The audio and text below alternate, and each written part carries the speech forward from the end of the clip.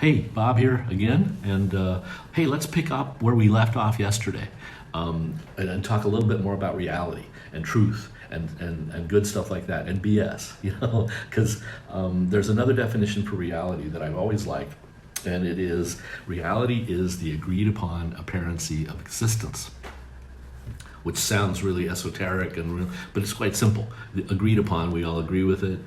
We all agree that this is a mug or cup or glass, whatever kind of words. Every language has a word for it as well. But it's a vessel that we can put liquid in. So we all agree it's a cup, and we agree it's apparent. We can all see it, right? We can, even though it's clear glass. We can see it, we can hear it. It's got a little scent in it from whatever was in it last time, apple juice actually.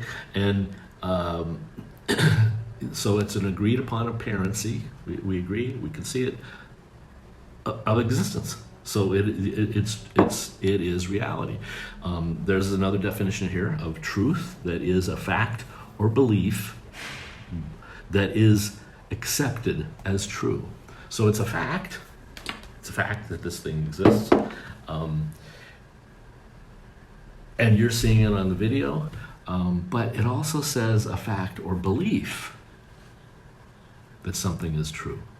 So that's when it gets a little funny. That's when it starts to get a little. So now this truth stuff, this reality stuff. See, I grew up as a kid thinking that truth and reality were fixed things. They were consistent, they were constant, they were, because we could measure things. We could, we have tools and stuff. We have, here's a caliper, and I could stick it in here and figure out it's roughly 6 mm thick, right? Because we all agree on this measuring system, and we all make instruments that are consistent with this, and and that's true, that's real, right? Well, when it comes to life and belief, that's when things get fuzzy. That's when things get a little bit funny. And truth. So what I'm telling you is, things are moving. Things are changing all the time. And think about it. Everything's moving. We're on a little ball we call Earth. Right, and if you're standing at the equator, okay, here's a little ball that we can call her. If you were standing on this equator, right, it's spinning, and it's spinning on its axis, right? If you were standing on that thing, you're going 460 meters per second, which is roughly about 1,000 miles per hour. So we're already moving 1,000 miles per hour, right? And wait, that's not all. We're spinning around the sun. The Earth it's spinning on its axis, and it's also going around the sun. And you know how fast it's going around the sun? It's going 67,000 miles per hour. So spinning, running around, and then it's in a galaxy. You know how fast the galaxy's going?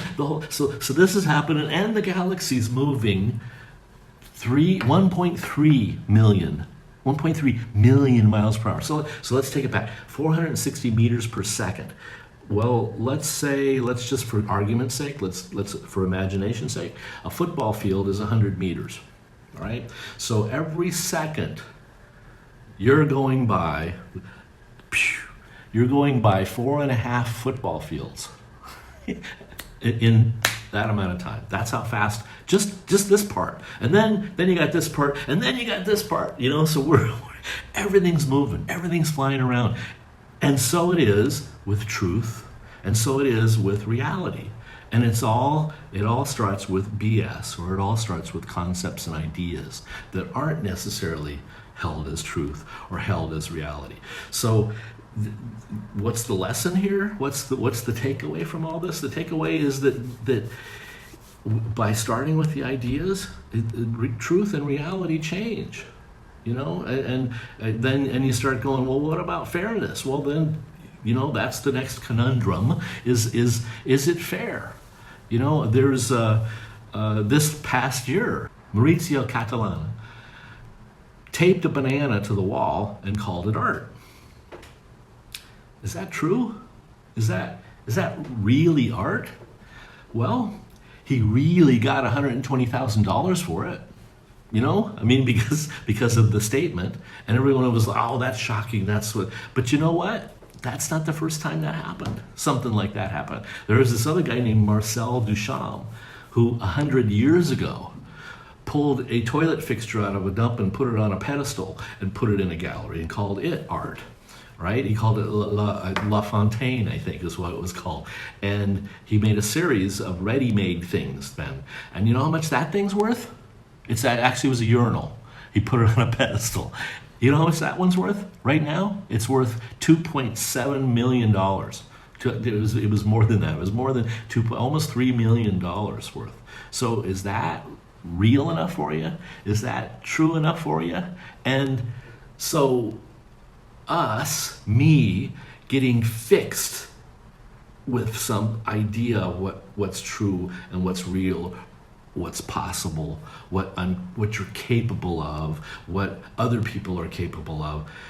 It's all moving, man. It's all moving. And, so yes, it all starts as BS, as in not true, just ideas and notions. But something happens, some opportunity pops up, something, you do something, and voila, it becomes truth. It becomes reality. All the big companies, Apple, the big company, Amazon, just the concept and idea. Now it's the, huge company. Apple's really funny because it started out being like the revolutionary, the rebel kind of thing. Oh, Apple, it's not that IBM blue suited stuff. It's not that sophisticated, square kind of stuff. Now Apple's like the biggest corporation on the planet. It has become, talk about your reality changes and the how you think about it and the truths and the concepts of how stuff is. So, there you go. That's today's lesson. Today's little jog and another poke at it. The big takeaway, the aha, the epiphany that I had and I want you all to have is that. Yeah, you're responsible for I don't care where you are, and I don't care if it's fair or not. Change truth, change reality, change your own reality. Because you could look at the definitions and define it all. And it's all about what we believe and what we think, what we accept as true. What do you want to make true? You want to have $1 million? You want to have a billion friends? You want to be... See you tomorrow.